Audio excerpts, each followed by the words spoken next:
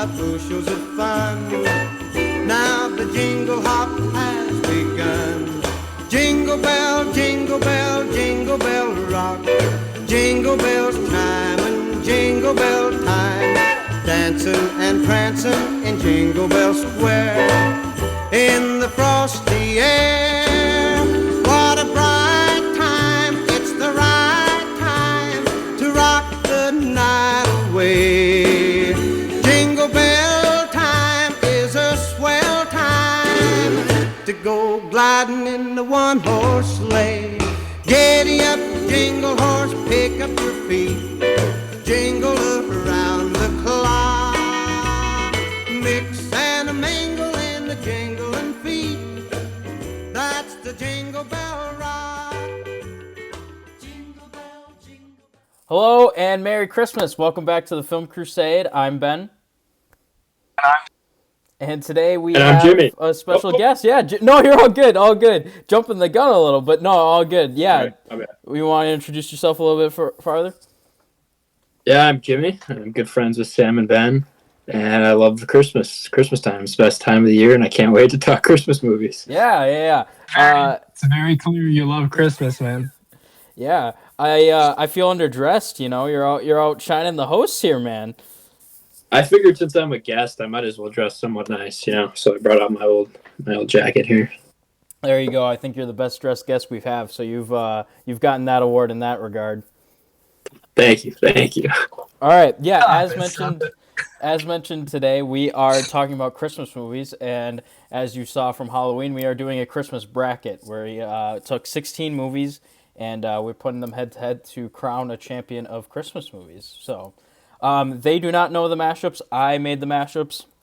They have seen all the movies, I think, and yeah, we're gonna get right into it. A couple of rules just that we do with every bracket. We do not take sequels into account. Some of these that doesn't really make a difference. Some of these do. Sequels are not really accounted for when talking about these particular movies. And yeah, I think that's the main point. A movie gets sent through off of majority rule, and that's just basically how we do it. So let's get right into it. You guys ready? I can't wait to see the bracket. Yeah. All right. So, first up, we have the battle of the Jim Carrey Christmas movies. We have How the Grinch Stole Christmas versus Jim Carrey's Christmas Carol. I think I'm going to have a different opinion than you on this one, Ben. Oh, really? I have an opinion that I fight hard for every Christmas, so. I know. And what is that opinion, Ben? Well, are you ready, Sam? Are we all ready to reveal? I'm ready. I'm so ready. We'll do it on a count of three. 3, 2, 1, Grinch. The Grinch. Christmas Carol. Christmas Carol. Oh, Interesting. my gosh. You want to explain that one a little? Yeah, I would love to. So I made a little list here of pros and cons for the Christmas Carol. Yeah. And I'll show you how long the list of pros is, and then here's the one con. Wow. Okay. And the only and first of all, it's an incredibly I know you guys on the last episode talked about Catholic themes. Yeah. Right down to Christmas Carol, there's so many Catholic themes in it, and I just love that about it. Mm-hmm. I wrote down countless examples.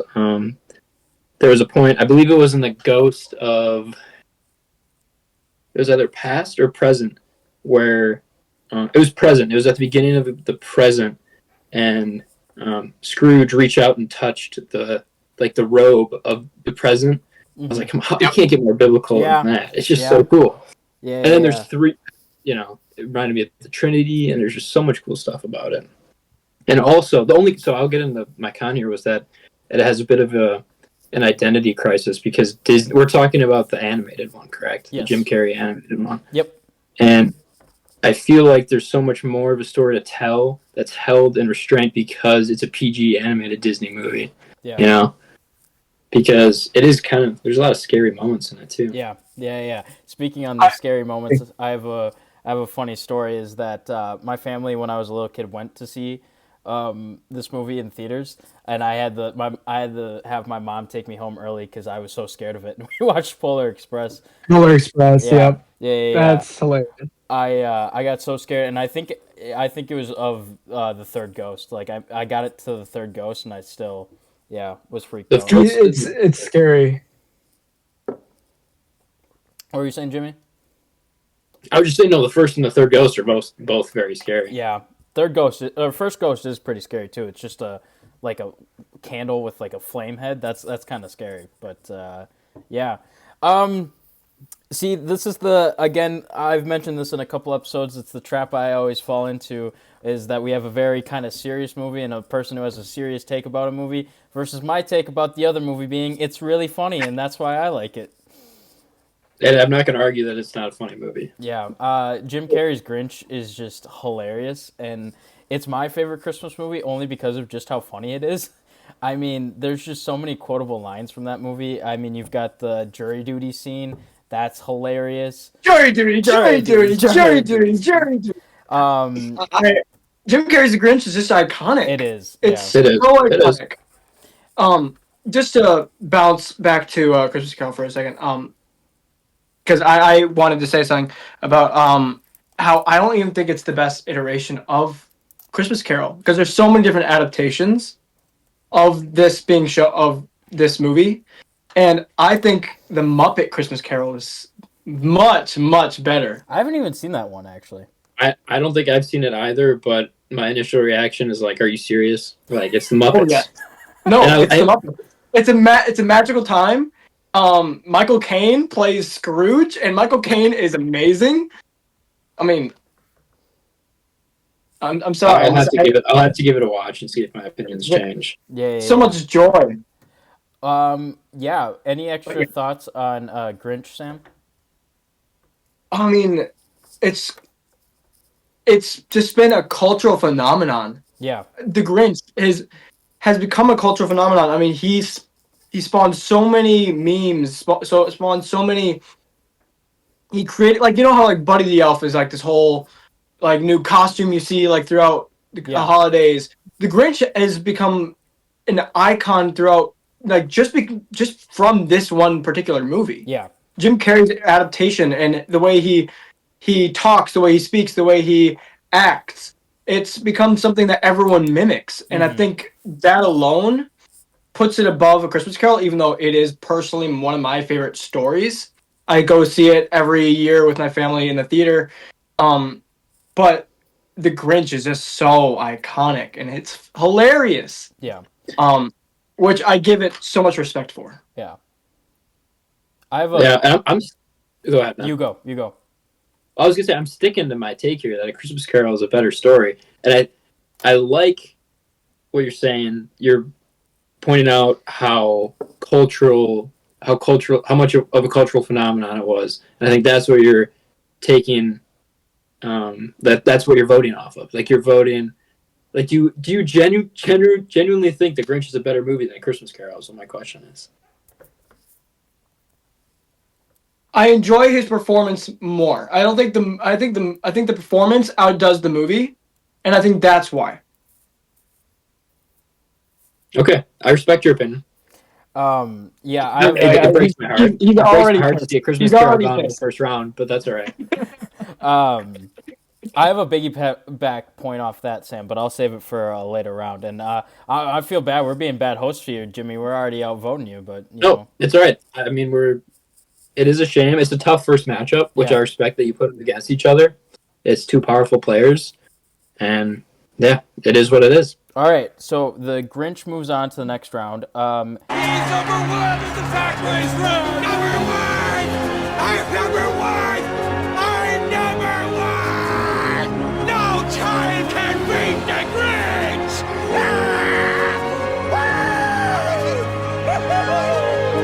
I beat you. Next matchup, we have the battle of the 2000s versus the battle of the 1990s. We have Home Alone versus Elf.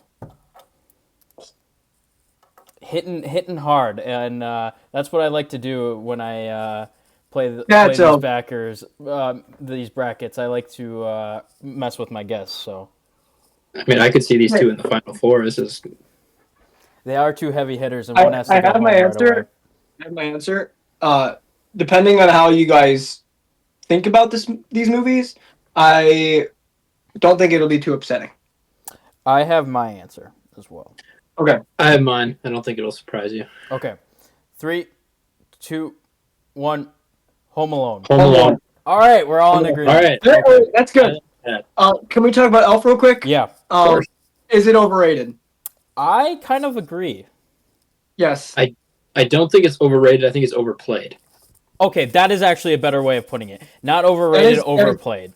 That is 100% Because it is a better really way. When everyone says Elf is the best Christmas movie, I don't agree with them. no. That's not true. Yeah. Yeah, It's very funny.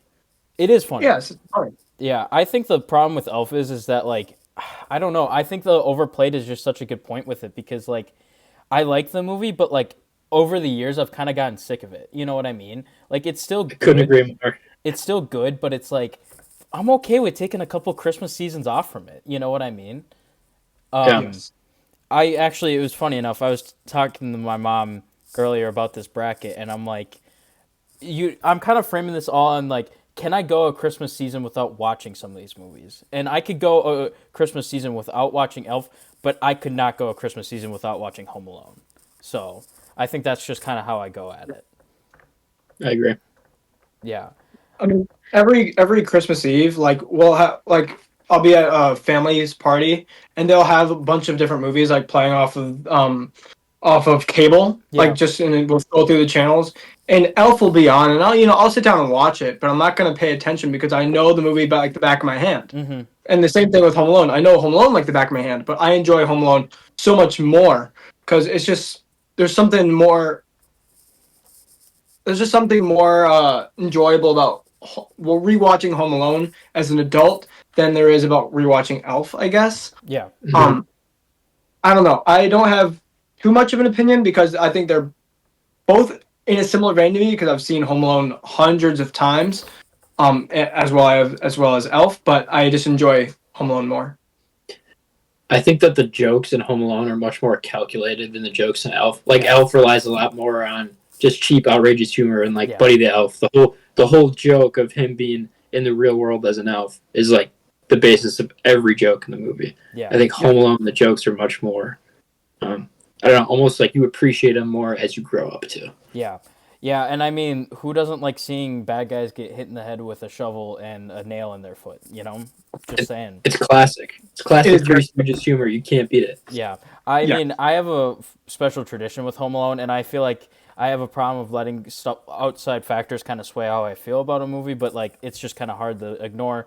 My family tradition is that every Thanksgiving night, after Thanksgiving dinner is done, we watch Home Alone, and that's the start of Christmas season for me. So I don't know. I could never really go a year without watching Home Alone, so I think that's just kind of why I got to put it through over Elf, you know. I probably won't even watch Elf before Christmas, so that's just... I watched both this year, and I laughed way more at Home Alone than I did at Elf. Yeah, exactly. Good. Look what you did, you little jerk. I made my family disappear. All right. Next up, we've got the Battle of the 70s with a little bit of an asterisk on it. Not entirely 70s, but we have Holdovers versus Christmas Story. The reason I say 70s-ish is because even though Holdovers didn't come out in the 70s, it's set in the 70s and kind of has the whole vibe of looking like it's from the 70s, so... Yeah. What was it again in the Christmas Story? Yep, Christmas Story. Wow, that is a matchup. Yeah, I got mine. I got mine.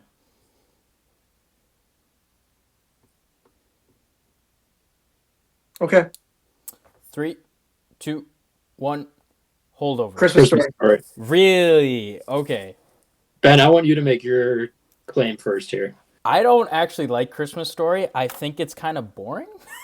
I think my biggest problem with funny thing about Christmas Story is that like my family like exclusively like reserves watching it for like Christmas Day, Like, there's no other time we watch it. It's exactly Christmas Day.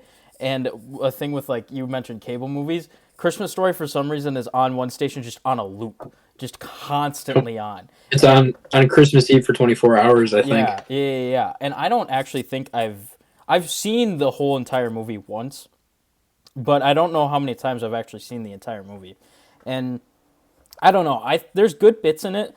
Like, the "Oh fudge" joke is always kind of funny, and the "You'll shoot your eye out," that's always good. But, like, I don't know. Holdovers just has such a... It mixes comedy and it mixes just heart really well. And it wasn't, something I was just kind of expecting. It was, I remember seeing the trailers for it and I'm like, oh my gosh, this seems so funny. I want to see it. But, like, it gives you the punch also of just like, oh my gosh, this is such a sad and heartwarming story all at the same time, So I can accept Christmas Story going through, but, like, I just think Holdovers just, like, as it looks, as it feels, the story of it and just how it's made is just a better movie than Christmas Story. I definitely can agree with some things you said, like how Christmas Story it can be a little, there's a little slow, there are some slow moments, but I think the great moments outweigh those moments tenfold. Mm-hmm. And I think while the Holdovers is probably a more gut-wrenching movie, Yeah. and it moves you more. I think that the Holdovers is a little bit too slow. Like this year when I was watching it, I found myself falling asleep a little bit. Yeah. And I just think there aren't enough laughable moments in the Holdovers to warrant it being over Christmas Story. Yeah. And if you want to talk about staying power, like what you guys made a big point on with the Grinch, I feel like you have to extend that to A Christmas Story. Yeah. And talk, like you said, Ben, you'll shoot your eye out, or like, tell me you guys in grade school didn't have a friend who tried to get their tongue stuck to a pole. Yeah. Yes. Everyone knows the person who did it. I know you two are probably thinking of him right now. Like, everyone, that stuff like that is so, doesn't surprise me, Sam. I totally forgot about that joke too. Stuff like that is so timeless, and that's why I think A Christmas Story deserves that one. Yeah, and to add to your point, you also just see like the leg lamp and the fragile boxes. Exactly. Oh my gosh, like I completely forgot about the leg lamp. Yeah. All right. No, Holdover is not even in the question. Okay. All right, I concede. Flick's spine stiffened, his lips curled in a defiant sneer. There was no going back now. This is nuts.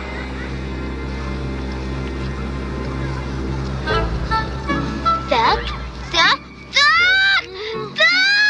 Stop!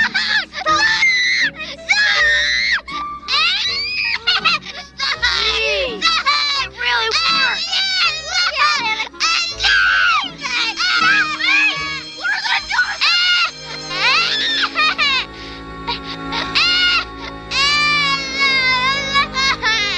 Come back! Come back! The bell rang! What are you gonna do? I don't know, the bell rang! Yeah.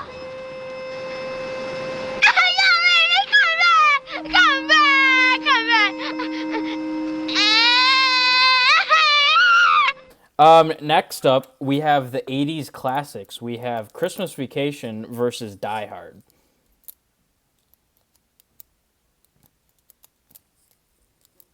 All right, that's easy. I've got mine.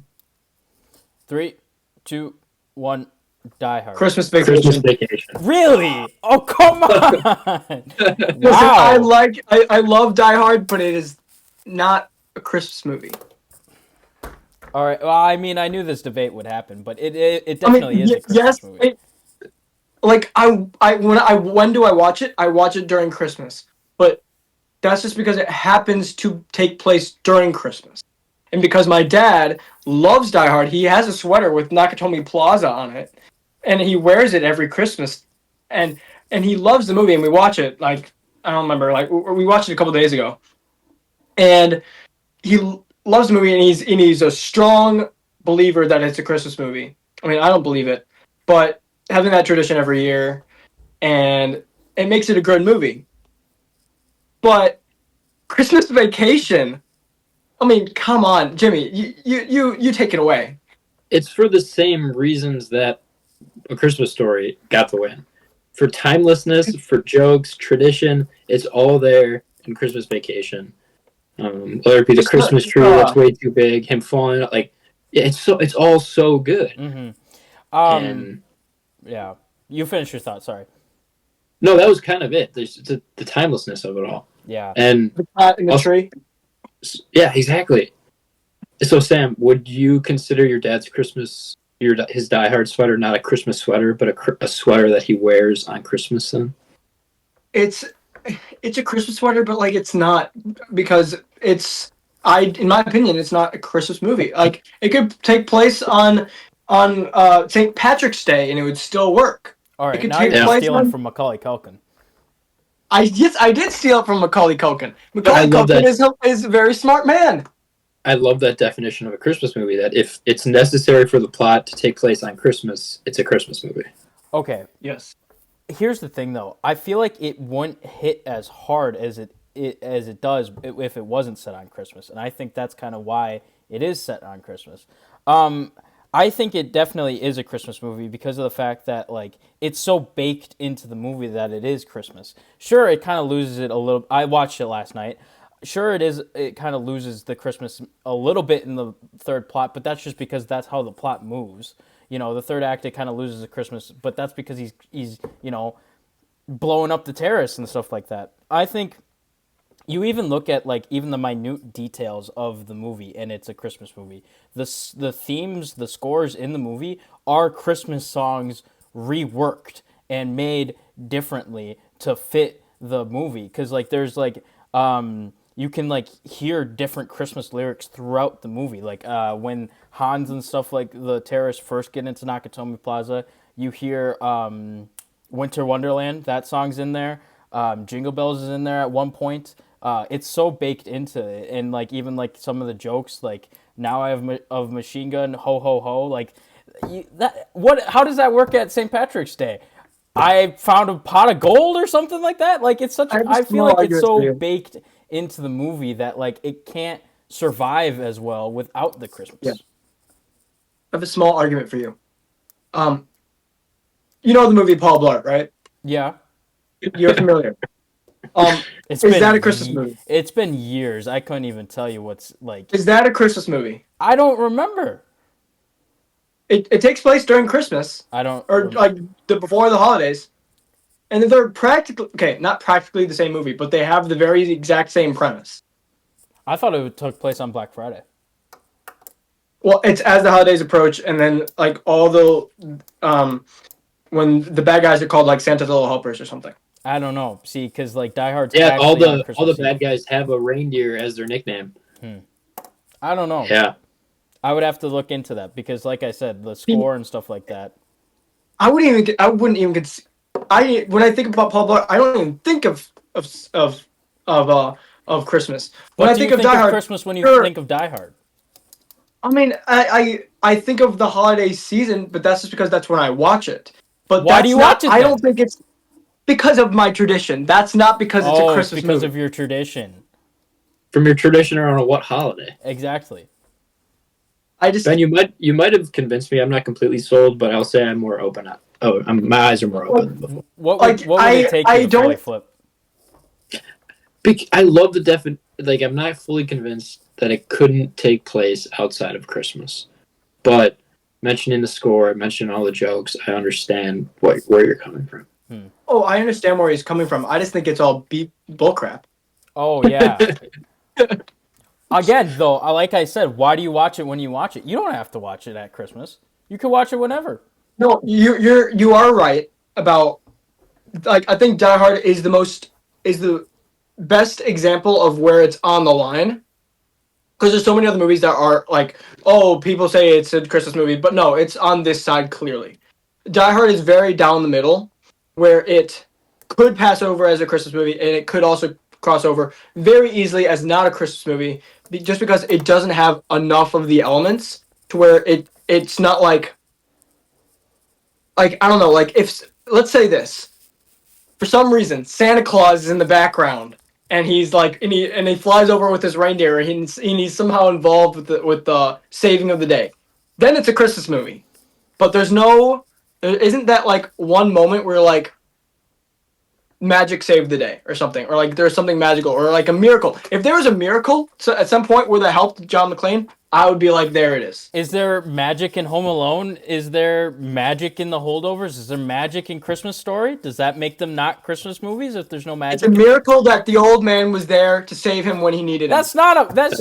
I don't think that's a miracle. I think that's just luck. It was a miracle. He was there right before he was about to get his fingers bitten off. Okay, fine. What about Christmas Story? Where's the magic in that? Well, that's literally a Christmas movie. But there's no magic in that, so therefore, due to that definition, it's saying not a Christmas movie. with examples such as Die Hard that take place on the line, I'm saying it needs that little push, and I don't think it has that push. I had a point that I forgot that I was gonna say. Oh. Either way, Die Hard's not moving on. All right, whatever. All right. Oh, God damn!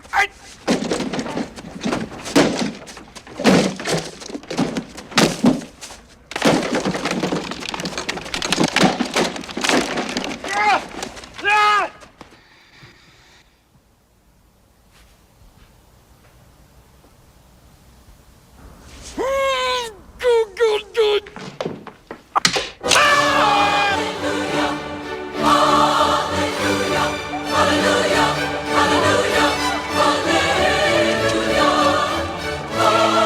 It's beautiful!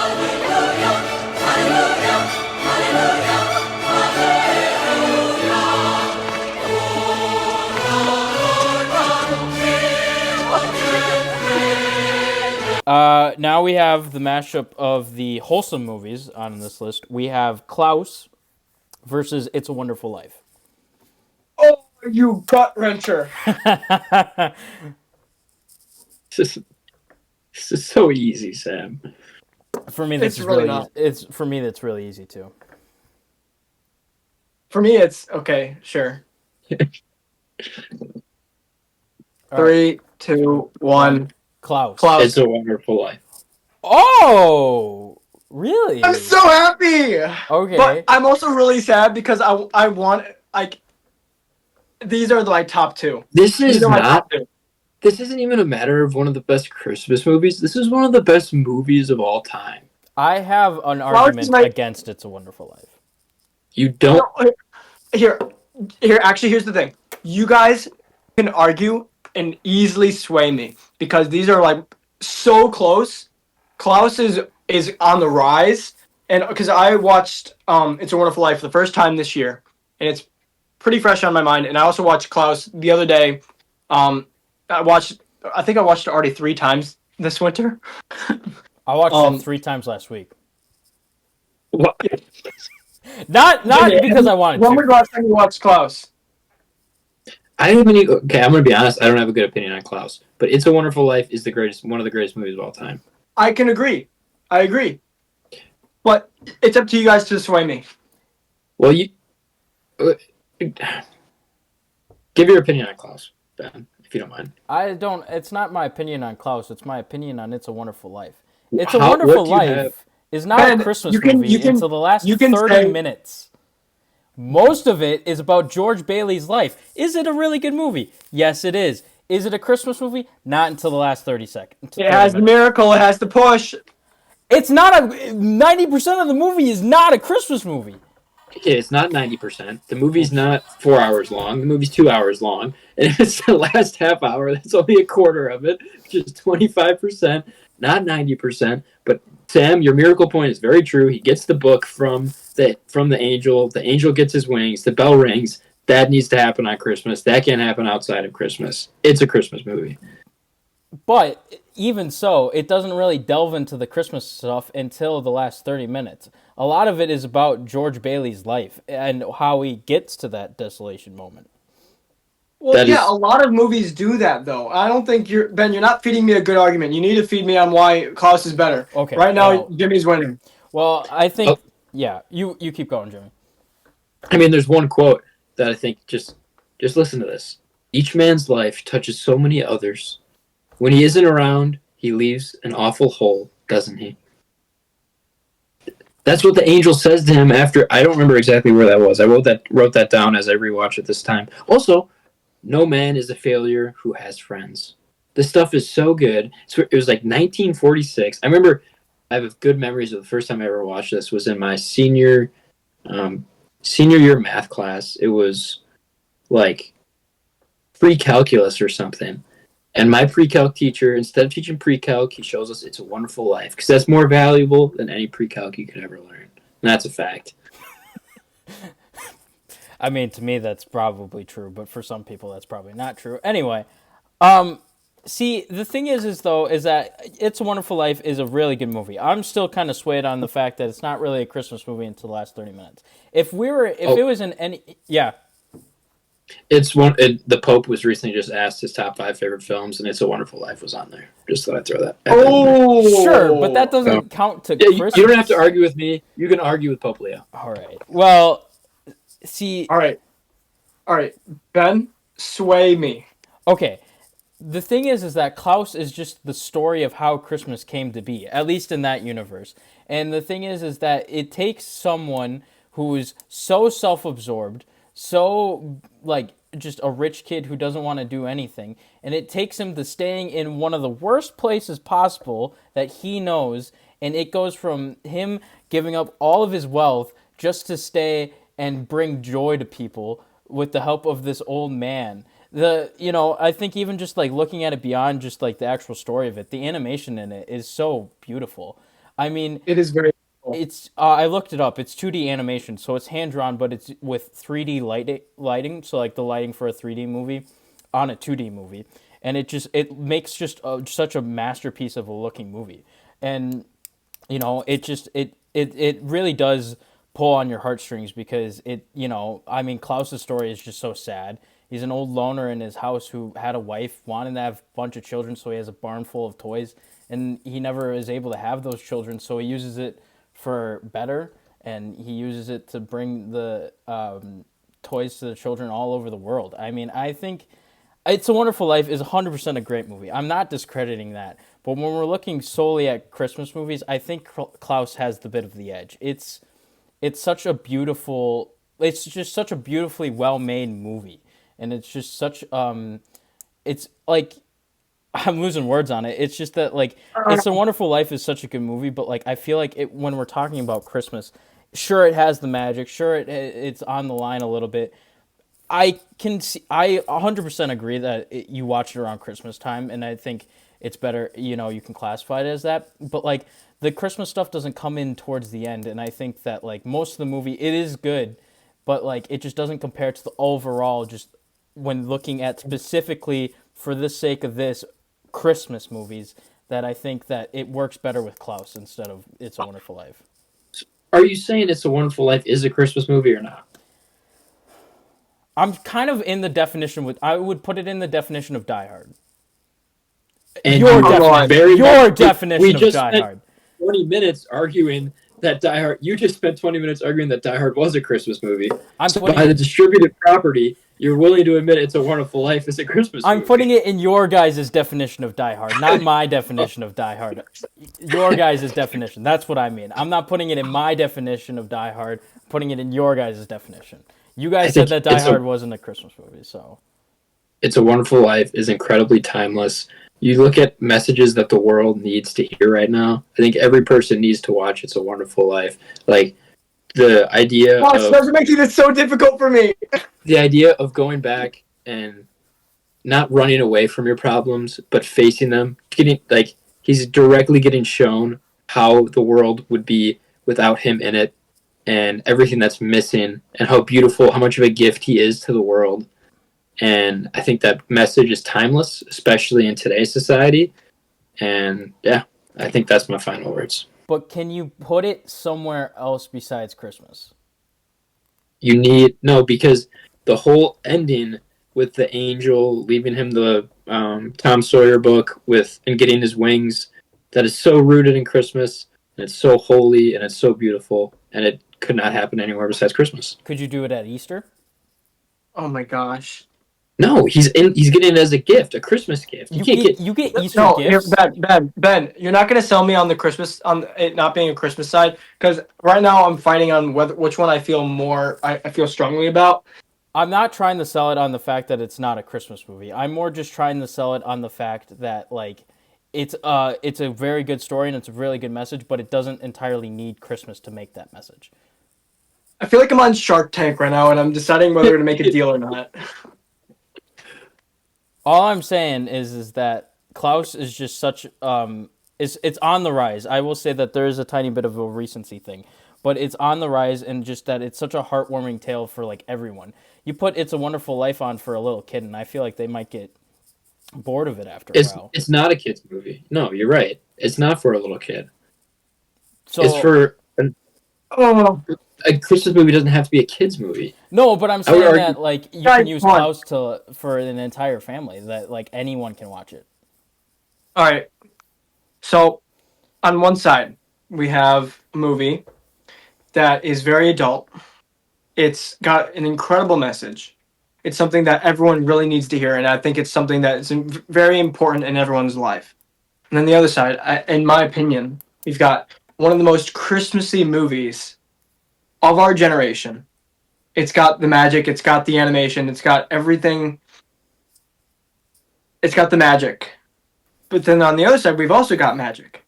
And we've got Jesus Christ. But then there's the magic. And then there's Christmas. I'm so lost here. Hey. He's won the past couple of rounds. You gotta at least give me a solid, man. So torn. Sam, we've won the past couple rounds. We've won. You would be winning with me, too.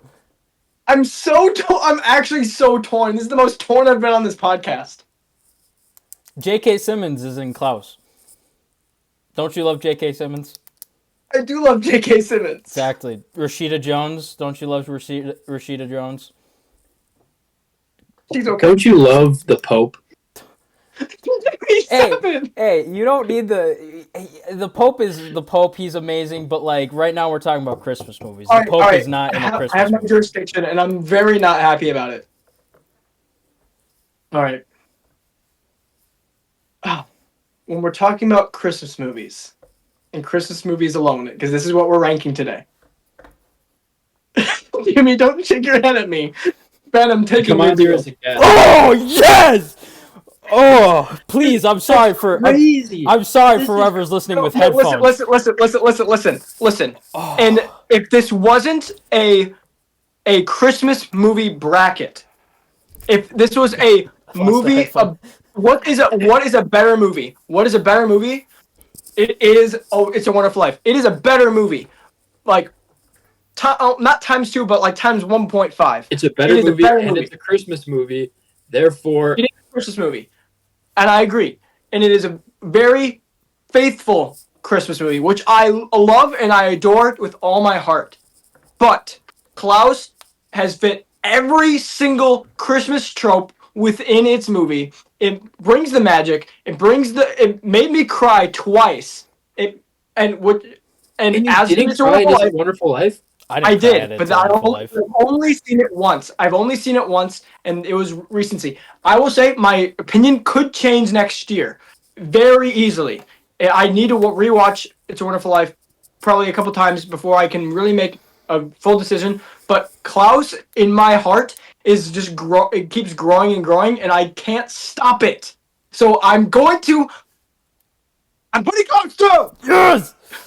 I think next year we need to run it back, keep a few of the classics, add some new ones in, and maybe our opinions have changed. Ben, you were the worst for putting this round 1. Ben, I want you to know I need the gloat a little bit. I'm not happy that this is the determined factor, because I'm not happy because I was expecting this to be the final 2, but because you put it at round 1, I'm so livid. I love my job. I would have put It's a Wonderful Life. It would have been my champion. And it's out. And this is such an upset. This is like a 16 seed. Well, it's not a 16 seed. It's 2 top-tier seeds. But seeing it go down first really hurts. This is It really does. This is the Purdue. No, that's what really Villanova. also upsets me. They should have been. They should have been Final Four or Final Two. I wanted to fight with It's a Wonderful Life till the end. I thought you were gonna say you want to fight me because I made the bracket. No, I wanna I fight can't you. do that. You're too far away, Ben. I am too far away.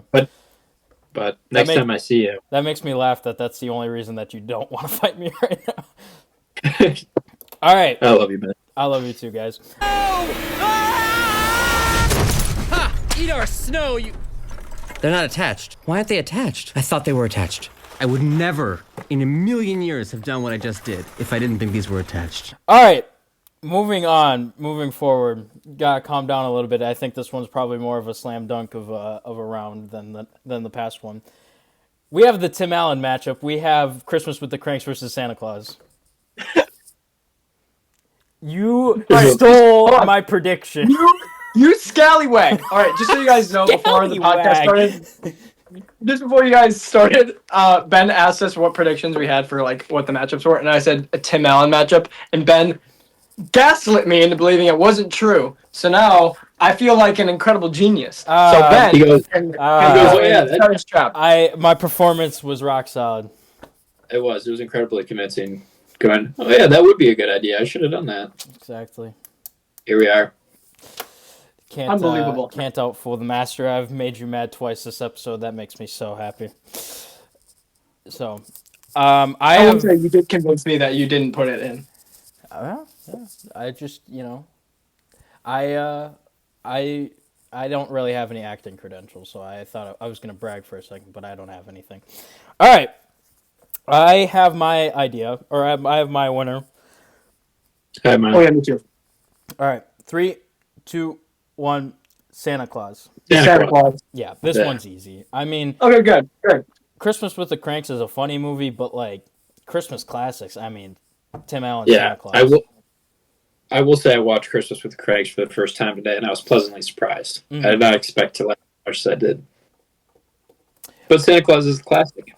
I think the good Santa thing Claus. about the Santa Claus is that it takes, the story of Santa and it puts a special spin on it. You know what I mean? Yeah. Like, there's immediately, like, in the first, 30 minutes, Santa is dead. And we have a new Santa. You know what I mean? Like, that's such a cool concept. Normally you think of Santa as this mystical figure that's just eternal and immortal. But he fell off a roof and died. So we got a new guy. We were talking about movies that are like played over. I have vivid memories of watching Santa Claus on TV all the time when I was a kid. It would always be on cable. Yeah. It was such a classic. Yeah. It's very funny. Tim Allen is wonderful. And both Christmas with the Cranks and the Santa Claus. I will say in Christmas with the Cranks, there was a few characters that really annoyed me. Yeah. But Mr. Crank was one of them. Yeah. I don't remember Christmas with the Cranks that much just because, it's only been a couple of Christmases where my family's watched it. Has added it to the rotation, but Santa Claus never leaves, so Santa Claus will be. I mean, it's one that gets watched every year. Mm-hmm. I know we don't talk about sequels. Normally we don't count sequels, but I personally believe the second one is better than the first one. But we don't talk about the sequels. But when we're putting the first one against the Cranks, which the Cranks I haven't seen in a long time. I'm not gonna lie, I haven't seen that one in a long time. But the Santa Claus is just classic. I think the first one does have a little bit of a pacing issue. yeah, I could see that. A little bit. I think the second one just has a little bit more magic, which is very good on its part. I think what's really interesting about the Santa Claus movies is that it puts kind of like a business spin on Santa Claus. Yeah. He almost seems like a businessman. Yeah. As Santa, he's making sure that like all the elves are kind of like his actual workers. Yeah. And that's something you don't typically see. You normally see them as friends, and no, they're his employees, kind of, and they kind of guide him and help him do his job in a completely different way than any other movie does. I will say Elf almost touches on that a little bit. Yeah, like I when could see Buddy's that. not very. Yes, Elf does do that because they have quotas and stuff. Yeah. Elf, but they tackle it way differently, in my opinion. Yes, they do. Yeah, I think Santa Claus is it's a very magical series. And it's just got Tim Allen. Tim Allen is incredible as Santa Claus. I'd say he's probably the best live action Santa Claus we've gotten. Yeah. I can't really think of another one that's better, like who really brings the jolliness and the like. When I think of Santa Claus and his attitude, I think of Tim Allen, like in his like in the at least in the second one and third one. I think of his like jolliness and all that stuff, and I think that whole idea of me seeing Santa and thinking Tim Allen like portrayal, I think that really elevates that movie so much. Yeah. Kind of like with the Grinch. I think just another thing is just does Christmas with the Cranks have the goat that is Bernard the elf? I don't think so. Santa Claus has But- Bernard. They do have Marty. I don't know if you guys remember Christmas with the Cranks, but there's this character named Marty, and I would like to shout this out because it's hilarious. But Mrs. Crank, when she finds out that she's going to host this party and she's all yipped up, she goes to the liquor store and she meets this guy named Marty, and she has no idea who Marty is, but Marty knows her. She's like, yeah, sure, come to our Christmas party. And then at the party, Marty knows everybody's name and nobody knows who Marty is. And the whole joke is nobody knows who this guy is. I And remember he just that showed now. up. Yeah. It's funny, and I wish it doesn't get answered, but in the last minute it gets answered that Marty was the guy dressed as Santa trying to sell an umbrella to Mr. Crank at the beginning. Oh, But I think it is yeah. just such a funny joke that goes on for the entire Christmas party where everybody's acting like they know Marty and nobody knows Marty, and it's hilarious. Yeah, I don't remember that joke. That's actually pretty funny. that is pretty funny. Yeah. All right, Santa Claus moves on. I know you're Scott Calvin. You know you're Scott Calvin. So let's make this simple. I say name, you say Scott Calvin. Name. Kris Kringle. Name. Santa Claus. Name. Père Noël. Babo Natale. Père Nicole. Papa Gijo. Okay, Calvin. Maybe a couple hours in the tank will change your mind. Next to are kind of random, just because I had some that couldn't really go together. We have, actually no, no, we'll keep going. We have Charlie Brown Christmas versus Polar Express. Are you angry at me, Sam? Nope. I think I'm going to be angry at Sam. Maybe not, though. Oh, I don't think so. Oh, okay, good. All right, 3, 2. Oh wait, are you guys ready? Yeah. Okay, 3, 2, 1. The Polar Express.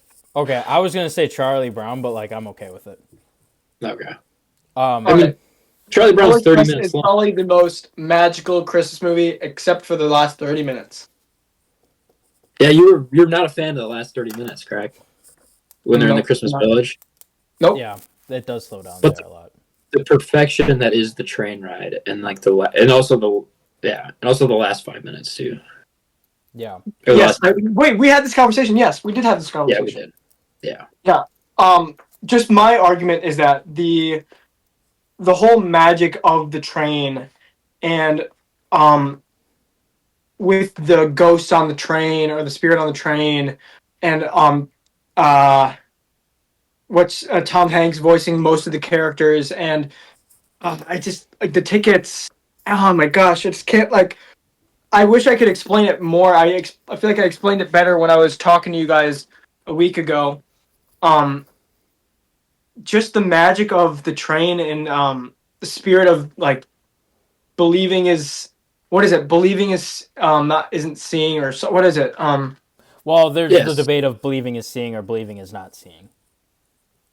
Yes. Because Oh, no, true believing belief is doesn't seeing. come from sight. That's what putting.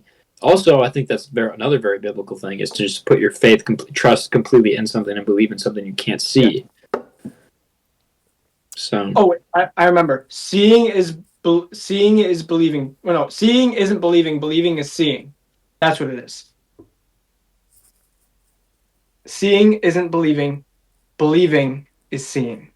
I don't think that's Or is the that from message. Santa Claus? I don't think that's it. the. I think I don't it's the think that's opposite. Santa Claus. not That's not the Santa Claus. message. It's not. I don't remember. It's. I love the train ride. I love all the music. The music is so good. The music is fantastic. The animation is fantastic. Some people are really creeped out by it for some reason. Yeah, I I don't never see understand. the creepiness with Polar Express. I think it's beautiful. I think for some people it's a long selling. I think it. I mean, it's what 2004. So That'd sounds about. I get the movie dates pretty darn right. I'm pretty sure it's 2004. They were trying to go for realism, and I don't think it quite worked how they 2004. wanted. I don't think it worked how they wanted. I still think they pull it off. I think they could have done the animation a little bit better, and that's just my opinion. But it still is phenomenal story, phenomenal music. I think, like I said, the last 30 minutes hold it back a little bit. But overall, I have so much love and adoration for this movie. Thoughts? Yeah, I mean, I was watching with my roommate Tom, like before we left for break, and we were watching the scene with the eagle when the eagle catches the ticket that flies out the window, and that is one of the most beautifully animated scenes I think I've ever seen. It is so beautiful. Yeah, I think for some reason this one just kind of falls out of my family's rotation. Not that my family doesn't like it; it's just that my mom and dad both fall asleep to this movie, so that's kind of why it falls out of the rotation. I think just to talk about Charlie Brown just for a second is that it's kind of a beautiful story that is definitely very pertinent today because it talks about how commercialized Christmas has become, and it's trying to get back to the true meaning of Christmas because it's all centered around Charlie Brown putting together a Christmas play. And everyone's just so focused on like all the toys and presents they're gonna get and just goofing off and not like getting to what the heart of Christmas is. And the thing I like the most about it is that like Charlie Brown I think leaves in just anger, and then Linus just like stops and just recites Luke's gospel of just the angels talking to the shepherds, and it's just such a beautiful scene. And I mean, who doesn't love Charlie Brown? I mean, I feel like you just kind of are heartless if you don't love Charlie Brown. And like, I sent a meme to Sam a couple of days ago. It's not Christmas until I see Snoopy eating 37 human femurs on my TV screen. I love it. There's just that image of just Snoopy just eating just a bunch of bones. Dogs don't eat bones. Snoopy does apparently. I don't know. So Snoopy can do whatever the heck Snoopy wants to do. Honestly, Snoopy's an icon. You see a bunch of like things that like old people are obsessed with, and like you get like Stitch. A lot of people are obsessed with Stitch. I understand the hype around Snoopy. Snoopy's the GOAT, but I am totally fine with Polar Express moving through. I just think that Charlie Brown is just a very heartwarming story that just it's so short too. Just watch it for half an hour and you're good, Yeah, everything you said is true. I think the fact that it is only a half hour kind of puts it almost in a realm of its own. It's more of like so that's part of the reason why I put Polar Express. Yeah. Yes, indeed. Yes, indeed.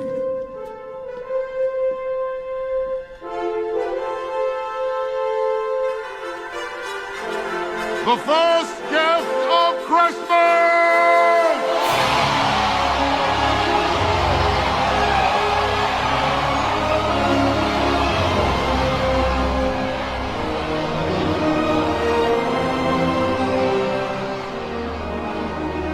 This bell is a wonderful symbol of the spirit of Christmas, as am I. Just remember, the true spirit of Christmas lies in your heart.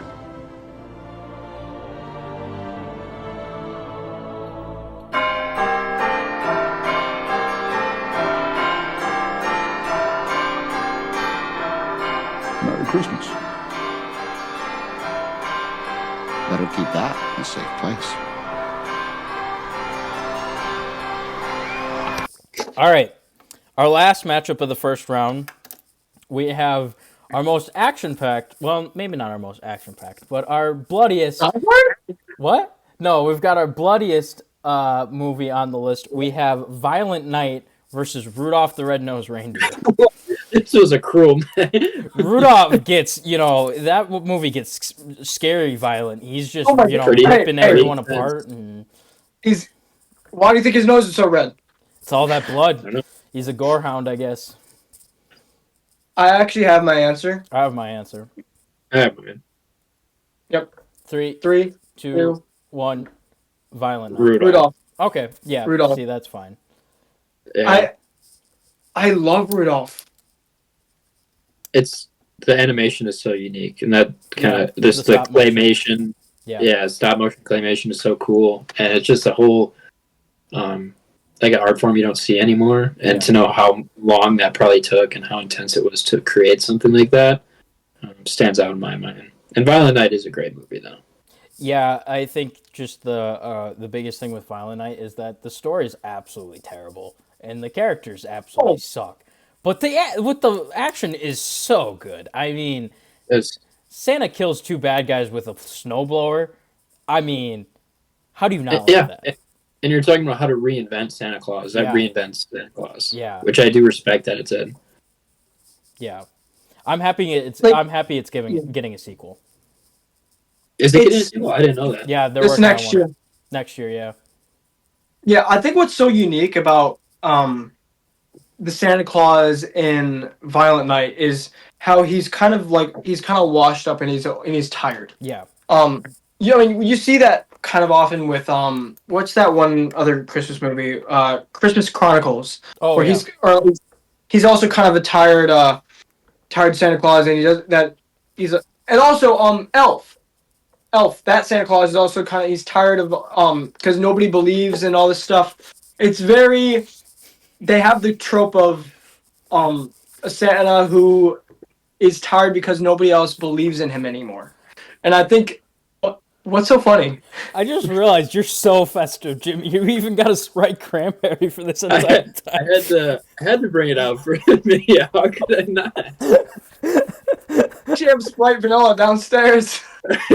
And it's funny because I poured it in the beginning and nobody saw it. But I didn't notice that. Yeah. I just noticed it now. But like I said, it's a very different take on Santa. I mean, I never thought I'd ever see Santa get so violent, and I thought it was very interesting to see him get so violent. But seeing him look at the kid through the window, and see that he's like, oh, I have to do this. This is I'm here to protect the kids. I'm here for the people. But at the same time, he's doing it for the kid and not just because he wants to be good. No. Which annoys me a little bit. Oh, really? Oh, yeah. You don't think he's doing the right thing? He's doing the right thing by protecting the kid. Yeah. He's doing it to save the kid for the goodness of saving the kid. He is doing it to save the kid, but he's also he's not also I think if there wasn't a kid there, he would have left it alone. I guess maybe I could see that. I don't know. See, I think if there wasn't a kid there who was calling his name, I think he would have left it alone, and that's not my Santa Claus. But the thing is, do you think it's? I don't know if he knows that there's hostages until the kid starts calling to him. Because as far as I could remember, he just is in the house when there's a bunch of gunshots, and then he gets ambushed right away. And then he hears the kid and oh, I actually need to stay and protect these people. You know what I mean? Yes. Because he goes out and he stops the bad guys because the bad guys kidnapped the grandma, and he doesn't have to stay. The kid's safe. He doesn't have to go after the grandma, but he does. Okay, here's my question. Do you think in this world that let's take the kid out of the picture. The kid isn't in there. He still he figures out there's hostages. In that situation, does he help them? I think probably, maybe a little bit. Probably would be yes. But let's say the kids were on the naughty list, or the people in there who are being hostages were on the naughty list, and that was pulled up on his list. Do you think he would go save them? I think this version of Santa Claus wouldn't. I don't know. That is a good question. He might not. I don't think he would, and that's why I don't give him the little push that I think this movie deserves. I think this version of Santa Claus is not a good person, and he kills people. He kills a lot of people. He does kill a lot of people. He does kill a lot of people. He's kind of happy he kills a lot of people too, because there's that one where he kills with a grenade, and he's like, "I gotta watch this." But well, that's really funny though. that is funny. That was really funny. Sam, do you think it's dangerous for Santa to develop a personal attachment with the kid? Because is that what you're getting at? Like he shouldn't have, like that close of interaction with the kid. Like he shouldn't care for him. No, I'm saying that the deciding factor that the reason that the is only he a reason farmer herding his sheep? You don't want to get too close with the sheep, and then because it's just for wool or for meat. Depends on my if it's a argument goated is sheep that like Sharky. Santa should be trying to help people regardless of whether or not they were good or not. Or he shouldn't be just trying to help just because they're kids. Santa is supposed to be helping all people around the world, even if they're naughty. Like if there were people inside who were hostages and they were naughty, I don't think this version of Santa would have saved them. And I think Santa is for the kids, though. That's what the tradition of Santa Claus is. He's not. Yeah, but he is for the kids. But I feel like Santa's bigger than that. Is Santa is it like? Are you okay with Santa not being a perfect person, or does Santa have to be perfect? I think this version of Santa isn't good enough. He's a flawed person, but is that? I think the other versions of Santa. It shows Santa's human, but he's not. You're right. Santa is. He doesn't need to be. He's more magic than human, I think. So I actually do get what you're saying, Sam. Yeah, like, but not all Santas are magic. Because, like in this case, this one, and then also Tim Allen's, they're not perfect people. Yes, they're not perfect people, but it's about doing good, spreading goodwill, and he's not spreading any goodwill. I mean, he's saving a girl, like, which is great. I would argue Santa is for the kids, therefore he's doing the thing that Santa Claus would do and saving the kid over all these people that he killed. But like what Ben said, you have to remove yourself and just enjoy the violent, wild action that is Violent Night. I very much did enjoy it. And not take anything too seriously. But Rudolph. Rudolph is moving on. Rudolph is moving on. Yeah, I think just one anecdote I have about Violent Night is that I watched it with my dad, and he did not very much really want to watch it, but like he watched it because I wanted to watch it. And then the first 45 minutes is actually really bad, and I contemplated turning it off. And then it got to where he started killing people, and then it turned up. The action in it is just phenomenal. Like as I was saying, there's this one scene where he's in a shed. That's just the perfect scene in the movie because I remember he opens the shed, and immediately my dad and I saw the snowblower. I'm like, oh, Santa's at least killing one person with the snowblower. And then he kills two, and it was perfect, And he's killing people with ornaments, candy canes. Yeah, he takes two ice skates and puts them in his hand. He decapitates a person and sticks them to the wall with an ice skate. That's just cool. Okay, question. If there's one way you want to see Santa kill someone in the next movie, what is it? Oh, gosh. I want to see him use his actual hammer. Because the sledgehammer was cool, and he doesn't get his actual hammer until all the bad guys are dead. Seeing that actual hammer in action would be cool. Okay, did the reindeers get in the action in the first one? No, they ran away right away. He was mad they ran away. Yeah, I'd like to see a reindeer take someone out. Grandma got ran over by a reindeer. Yeah. So I have a good one, I think. Okay, so Infinity War? Oh boy. Of course. So, Wong with his sling ring? Oh no.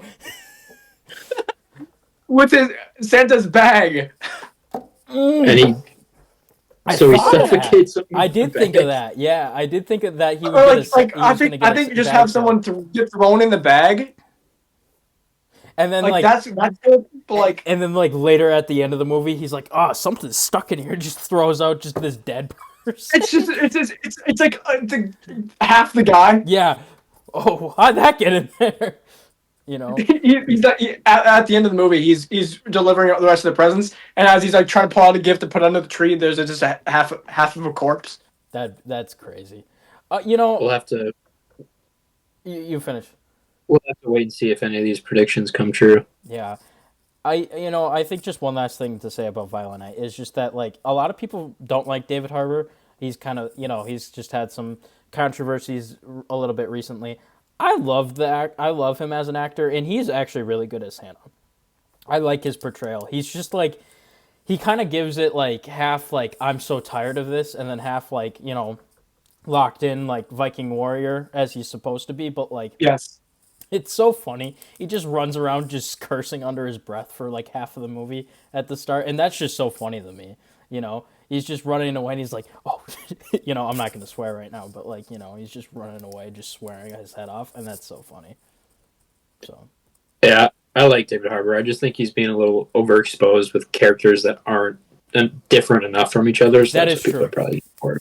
That is Yeah. true. He's getting Jerome Johnson effect. Yeah, he either gets overly funny big guys or he gets stone cold. Mhm. Because like I feel like Santa he's only kind of had like 3 huge roles: Hopper, Red Guardian, and Santa. I feel like this version of Santa is just kind of a mix of Hopper and Red Guardian, but Yeah. that's all right. He is the Red Guardian. He is the Red Guardian. Yeah. Any thoughts on Rudolph? I mean, I put Violent Night through over Rudolph, but what do you guys think about Rudolph? Just we talked about it a little bit in the beginning, the timelessness of the story and the claymation, and yeah. I just kind I think it stands time. It still stands today. Yeah. And it's just the music is great in the movie Silver and Gold. It's so good. The Land of Misfits, the Ice Climber, it's so good. The guy wants to be a dentist. I mean, come on, who doesn't love that? Yeah. I think the biggest thing for me is just that I don't know, I kind of forgot about it, like I kind of just forget about that movie a little bit. Like of course Rudolph saves like I remember the basics of it. I mean, Rudolph has a red nose, no one likes him, and then there's the dude with the dentist and they go to I will not sing in front of people. They go to the Land of Misfit Toys. They find Yukon Cornelius and stuff like that. But like otherwise, I just don't remember it much. So yeah. So all right. Next up, we have our second round. We've got, and I already don't like this matchup. We have The Grinch versus Home Alone. Ooh.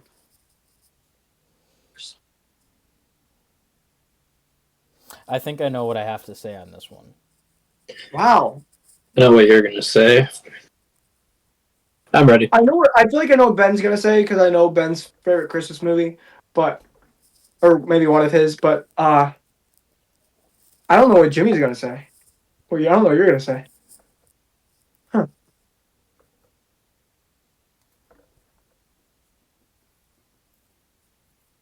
All right. 3, 2, 1. The Grinch. I was gonna say The Grinch. And yeah. Well, so here's the thing. I'm sorry to do this again, but I'm kind of split. So can you guys just make your arguments? This is gonna be quick. I'm kind of split too. I'm honestly probably easily swayed as well. Oh, really? Yeah. So I would argue that yes, Jim Carrey's portrayal of the Grinch took the popularity of the story times a million, right? Mm-hmm. But Dr. Seuss is the genius behind the Grinch. Home Alone is a genius within itself, and the story is so beautiful and unique and funny. So is the Grinch. But I give credit to Dr. Seuss and then Jim Carrey. Home Alone, I give credit to everyone involved in that movie first, and it's so good.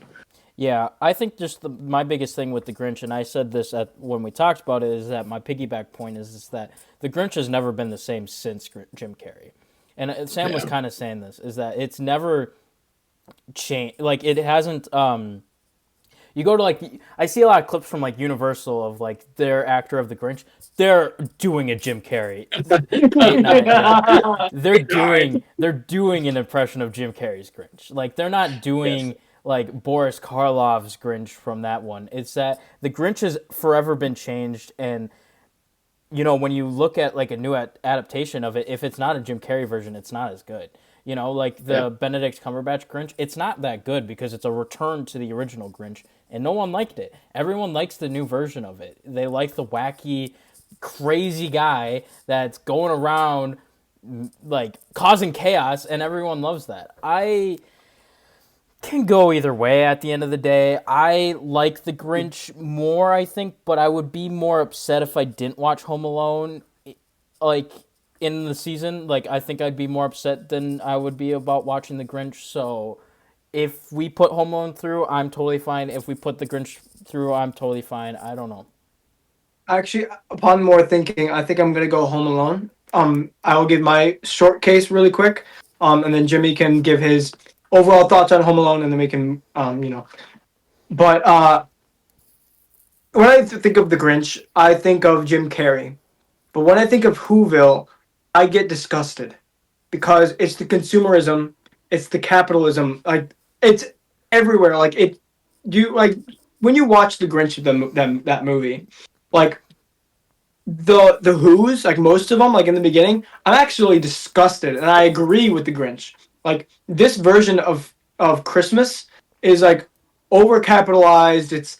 It's all about the gifts. It's all about the decorations. It's not about family. And the Grinch, like he states this, like it's commercialized. It's all this other. It's capitalism at its finest, and I agree. And I think that makes me a little bit of a Grinch. But I just think those little aspects of Whoville, like those parts that like I don't enjoy watching, really stick out to me. And I think, and then when I compare that to the things I love in Home Alone, I think there's this gap of like the Grinch is good because of the Grinch because of Jim Carrey, not because of the actual story or this adaptation. So I'm gonna give it to Home Alone. Or maybe you're not thinking too deeply into the story. Is that the reason that the Grinch is bad and the outcast from Whoville is because he takes it a bit too far. The people of Whoville have gotten a little too obsessed with all the gift giving and stuff like that part, and like that's totally fine. But I think at the core of it, they still remember the ideal of Christmas as like a time for family and celebration. And the Grinch even reminds them of it. Like not on purpose, but like when he takes away all their stuff, they remember that it's like this isn't what Christmas is about. It's about being with family, and the Grinch kind of like reminds them of that through his actions and stuff like that. So everyone collectively through the story learns the meaning of Christmas being that it's about family and it's about spending time with others, and that kind of I think that can get a little bit lost just like looking at the story as a whole. But really, the story as a whole is everyone healing through this action. You know what I mean? Through him stealing Christmas, he heals and they also heal. So I can agree. I mean, it's the Cindy Lou Who family that brings that idea back. Yeah. But like the mayor is unbearable. Yeah. But he's funny, and he's so unbearable. It's funny because when you see him get his comeuppance, it's so funny. I don't know what I'm arguing for. I think Home Alone has all of those themes and is just as satisfying and less annoying. Like, you don't get any of the annoying Who's, and you just get Kevin realizing, and the whole family realizing that, because the family goes off on vacation, they're traveling for Christmas, and they realize, no, Christmas is about family. And what does Kevin do when he's lost? He enters the church, and he gets guided by this old figure who guides him back and saves the day in the end. And it's so rooted in family and Christ and in everything that Christmas should be, and that's why I like Home Alone the best. Were the family visiting people in France though? Yeah, I can't remember why were they on vacation. They're going. I think they were visiting family in France, so they were like celebrating family. But Kevin screwed everything up. Kevin realizes that you need. I mean, yeah, because in the beginning he's so excited to be alone from his crazy, chaotic family. And by the end of it, they're all so happy to see each other, and they realize, well, it's all about family. Yeah, I think it's Kevin realizing the true meaning of Christmas. Yes, it's more so Kevin than his family. You're right. You changed it. But there's also, the fact that Peter McAllister's a mob boss who gets all of his money through money laundering and mafia, because, How's he get that money? We don't know, but he's loaded up Yeah, to that's a take good point. his He just lives in entire this extended massive family house. to France. How's he Maybe got he that inherited massive it. house? I don't know. Maybe he inherited it. Maybe he's a mob boss. He's from Chicago. And he still didn't pay for the pizza. Exactly. No, Well, and he pays for the pizza. What are you talking about? The mom pays for the pizza. Oh well, I guess that's what happened to assuming chivalry? that what happened to chivalry. Yeah, yeah. I don't know. I'm just saying Peter McAllister might be a mob boss. You never know. Harry and Marv might have been Robin Hoods. Who knows? They could have just been trying to take and give to the poor. We don't know their intentions. Also, I want to add all the quips and how original all the Yeah. Come on, Just we're the White the- Bandits. yeah, and all the ways that Kevin rigged that home were so original and so funny. And I know the writers just had a great time thinking of all that stuff. Oh my gosh. Snakes. It must I have don't been. know snakes. So When I think good. about movies, like if I ever wanted to make a movie, I'd want to make like my number one movie to make would be like something like Home Alone because that's very easy to make, that's very doable, and it's so much fun. Like, can you imagine making a Home Alone movie and just being able to think, I want to make a trap out of my bed and just have it flip up and just throw people into the ceiling, right? I feel like that wouldn't be easy to make at all. Well, No, but I feel like you just need some engineers and then because you can just do it out of your own home. I believe the stunt double was just a tiny, normal-aged human, not a kid, and really? did all the stunts for Kevin. Yeah. That makes sense. Yeah. Just one final, just side tangent. There was this sketch that came out last night from Saturday Night Live, actually, that was about Kevin's family coming home and he forgot to clean up some of the traps, so that his family just started triggering the traps. It's so funny. It's a funny clip. I'll have to watch it. Yeah, you guys gotta watch it after we're done here. But yeah, all right. Home Alone moves through. Next up, we have the Battle of the Christmases. We have Christmas Story versus Christmas Vacation. I've got it. I've got it.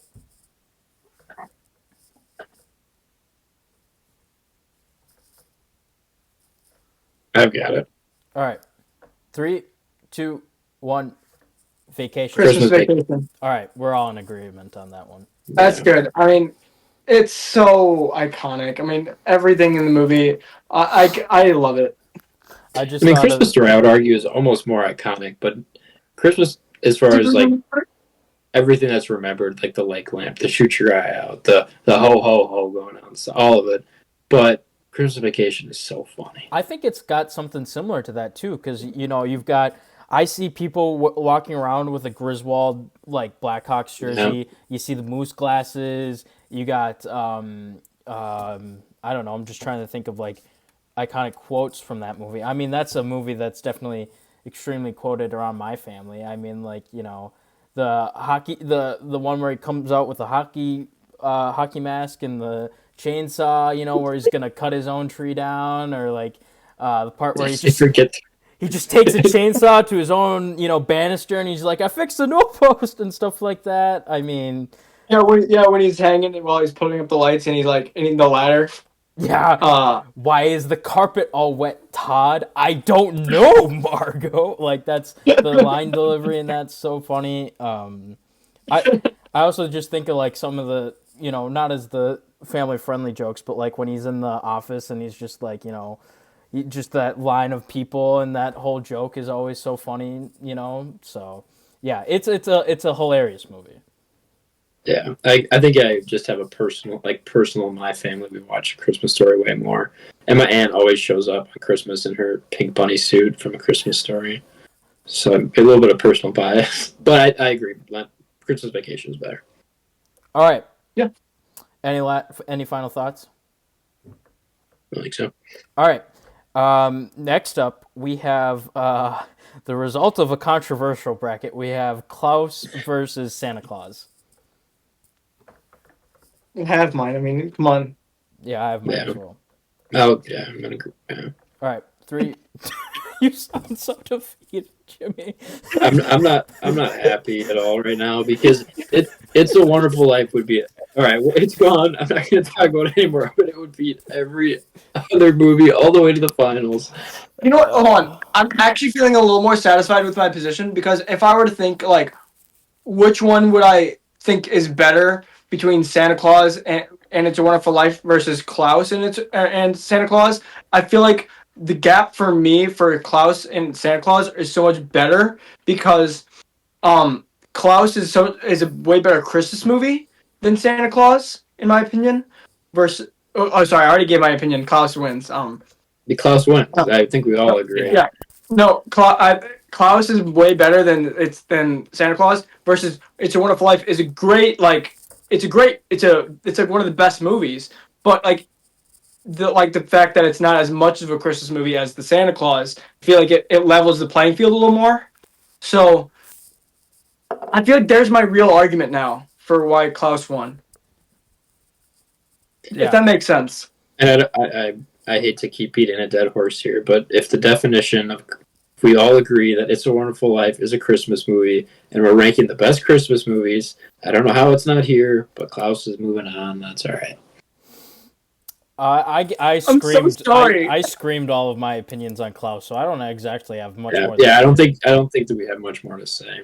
I think the best way of describing Klaus is just a Christmas version of Emperor's New Groove, and I love Emperor's New Groove, so I think that's just just adding more. Klaus to is a better good than thing. Emperor's New Groove. I'd have to think about Yes. that, but that's not what this bracket is about. So, moving on, we have Polar Express versus Rudolph the Red-Nosed Reindeer. 3, 2, Whoa! 1. I didn't even get time to think. I'm already ready. Jimmy, are you ready? I'm ready. All right. 3, 2, 1. Polar Express. Polar Express. Yeah. I mean, Oh, I'm so sorry, Jimmy. No, I'm not trying to damper the mood here. Let's keep moving. We're good. I love Polar Express. It's one of my favorites, and I'm happy to see it move on. That's for sure. I love Tom Hanks, and he's good. He's like 5 different characters in this movie. So Yeah. yeah. I don't even actually know who ended up voicing the boy, because I think he still did the animation for the boy, though. he did the motion capture, yeah. and then I think Josh Hutcherson also did a little bit of it. Who voices the boy in Polar? It's just a random nobody, I'm pretty sure. No, it's Oh, no, it is Josh Hutcherson. No, it's Daryl Sabra. Who is Junie Cortez from Spy Kids. Oh, really? Yeah. Yep. Junie Cortez is the...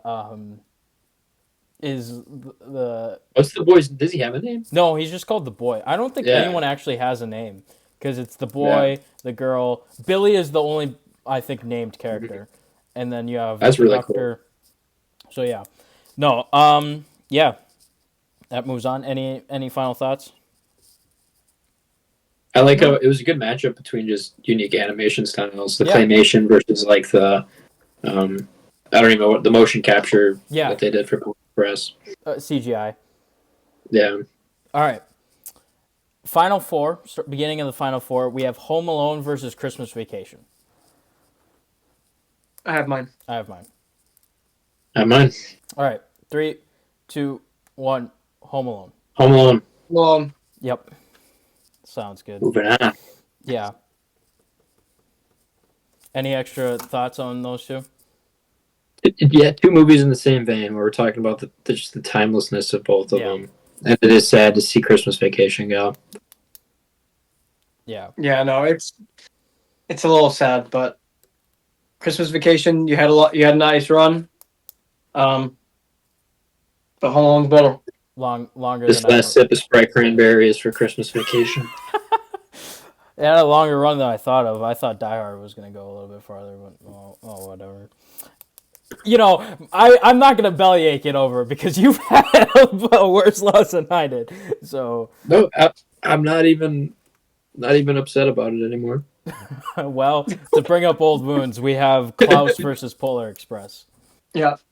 3, 2, 1. Klaus. Polar Express.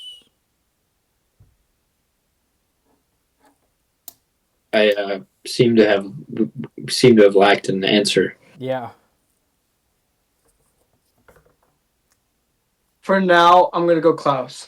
Okay. But I think you should stick with it. I'm not gonna try to convince you too much. No, because I'm very on the line, but I think I'm going with Klaus because I just love that movie so much. But also, Polar Express has the 30-minute factor. So Ben, one thing I'm noticing is we have very differing opinions on all these movies. It seems like we've disagreed on almost every one. Well, just to each their own. There's that part. No, I yeah. mean, And I think the biggest thing with me is that, like, when it comes to movies, is I'm not very hard to please, but like when something like when I really like something, I defend it to the end of the to the end of the earth. So and I will say this thing about Klaus. It's not one that I grew up on, so it's not one I have like an attachment to. Where Polar Express, it's one that I watch multiple times a year, all through childhood. Like whenever there was a movie on at school, like if I ever had like a movie day, I was like, I feel like it was always Polar Express. Yeah, that is actually fair. A lot of movie days growing up in class would be Polar Express, but So it just I agree. Yep. Maybe nowadays it's Klaus. Maybe. Well, I think it will be Klaus. Yeah. So I mean, we'll see. I think here's the thing. It's about what the teachers are going to be showing. Like, what are the teachers going to be showing their kids? Like, I mean, the teachers grew up on Polar Express. They'll probably show Polar Express. If I were a teacher, I'd probably be showing Klaus. I was just going to say, as someone who's going to be a teacher, I'm probably going to show Klaus at least 1 year.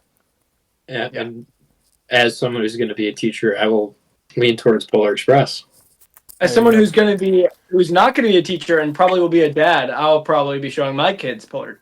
Someone who's lame and doesn't value the joy of children, just. Oh, hold on. I was gonna say I love kids, but I can't say that. Whoa, whoa. Okay. Wait, what are you talking about? What are you talking about? Hold on. What are you getting? Anyway, I do respect that Klaus. There's just not as many good Christmas movies it seems like being made nowadays. Yeah. So I really respect Klaus for being it could be a classic for for the next generation. Yeah. All right, our finale, which I did not think would result to this. I didn't. Yeah. I didn't see this coming. Yeah, we have Home Alone versus Klaus. Okay. I have my answer. I have mine. As do I. 3, 2, 1. Home Alone. Home Alone. Home Alone. We agree. This is so. Because I was going to say Klaus, but I watched this video the other day, and I think I sent it to you, Ben. About the similarities, and this is going to sound very interesting to someone on the outside who hasn't seen this video at first, of the similarities between the old man and Jesus. I touched on when I was talking about him entering the church and being guided by this old man. I couldn't agree more. Hold on. So when we see the old man, did you ever notice something on his hands, Jimmy? Did he have wounds on his hands? Yes. He had a bandage on both sides. Yeah. So he has the wounds of Christ. He has the wounds of Christ. When we first talk to him, it's in a church. When Kevin McAllister needs him most, he is there. And in finding yourself and leading yourself back to Christ is a scary thing, and Kevin McAllister is scared of him for most of the movie. And it is in the pivotal moment of when he's in church is that he realizes he's not so scary. And it's those subtle themes that I didn't even realize the first time around watching. And then after I watched that video and I watched the movie again, I was like I get he's not Jesus, but the things he symbolizes with the Catholic faith and just with Jesus in general, it really changed the movie and just a whole lot of different other things for me. I mean, it changed a lot. I don't know. I can't really say too much on it because I don't know the video by heart, but yeah. Mr. Marley's a false god. I don't know. I don't like mean- that take for some reason. I just kind of feel like that's just kind of looking like a little bit too deeply into the movie. You know, I think it's kind of like finding something that's not really there or intended to be there. But I don't know. But that doesn't mean you can't take it Yeah. as it is. Like, Yeah.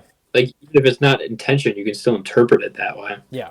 No, there's definitely that. I think, just something I said at the very start of the movie that or the start of the video that I didn't think of even while doing prep for this video is just that, how would I feel if I didn't watch one of these movies in a Christmas season? I would be extremely upset if I didn't watch Home Alone. Even taking apart my family tradition of doing it on Thanksgiving, say we didn't watch it on Thanksgiving, I would still be upset that we didn't get Home Alone in at least once.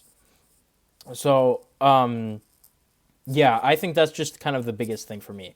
Klaus is just too recent for me to say that. I'd be upset if I didn't see it in a season, but I think just I'd be upset if I didn't watch Home Alone at least once. So I think that's just kind of gives it the title of best Christmas movie to me.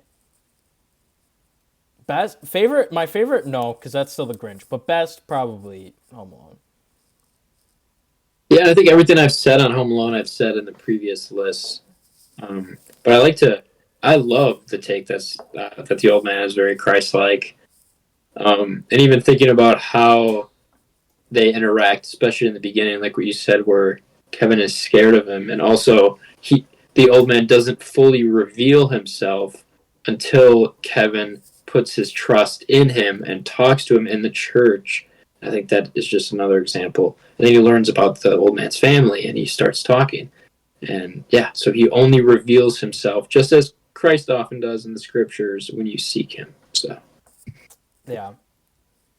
I think one final thing I just kind of want to say with Klaus, just to put a bookend on it, is that I do like a lot of the wholesome parts of Klaus, and that's normally not something I actually touch on when it comes to movies. I like the action and I like the funny parts, but the whole, I'm thinking especially the whole part with the Sami tribe, where Jesper and Klaus have a tiff, and they kind of go to not speaking to each other for a little bit because they're running out of toys, and then Jesper sets up a workshop and kind of finds an old memory of Klaus's wife, and Klaus gets mad about it. But just Jesper, I feel like that's just kind of the turning point in Jesper's character arc, because this entire time it's been fueled by his greed to get home and to get these letters so that he can get home. And then when it comes to that point, that he just realizes when the girl is at the post office again, he can't understand a word of her, but he's just why does she not deserve this gift, even though I can't understand her? So he takes her to get translated, and he makes this beautiful small raft for her, and and the music swells during that part and everything. Dude, I cry. And you see her zooming around on this beautiful thing, and it's such a good scene. Can't feel it, hide it. Oh.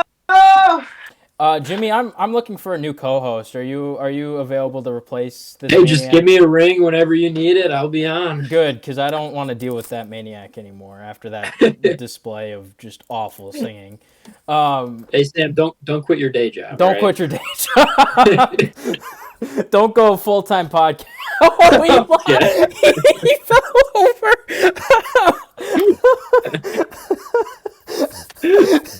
Somebody want to check on him? Can we get an HR check on that guy? Is he good? I don't want to file an OSHA claim. Please don't sue me into oblivion. Then your family's probably really concerned about all the noises coming from your room right now. I'll be able to make my day job. Suing me just because of that is now going to be his day job, I guess. I don't know. But, yeah. Any final thoughts, you guys? No. Other than the fact that I'm just an evil person. Yeah. I think that Yeah, no, I'm not gonna beat It's a Wonderful Life anymore. That's just it's one of the best movies of all time, and I can't believe it went out in the first round. I'm happy Home Alone won. That's a good close second, but I would have. Yeah. Anyway, All right. Yeah, this is our final finished bracket. You can see how awfully I draw a bracket, but like, and also the fact that this took like 7 tries to do, but like, there's that. it looks great, Ben. Don't sell yourself short. Oh, thank you so much. Thank you guys so much for watching. This was definitely a very fun episode of the film, and we will be back next time, probably with the New Year's recap. And yeah, have a Merry Christmas to all of you guys. And Our next episode will probably be Stranger Things. yeah, we'll see you later. Bye. Yep. Merry Bye. Christmas. Merry Christmas. Merry Christmas and have a Happy New Year. Ho ho ho.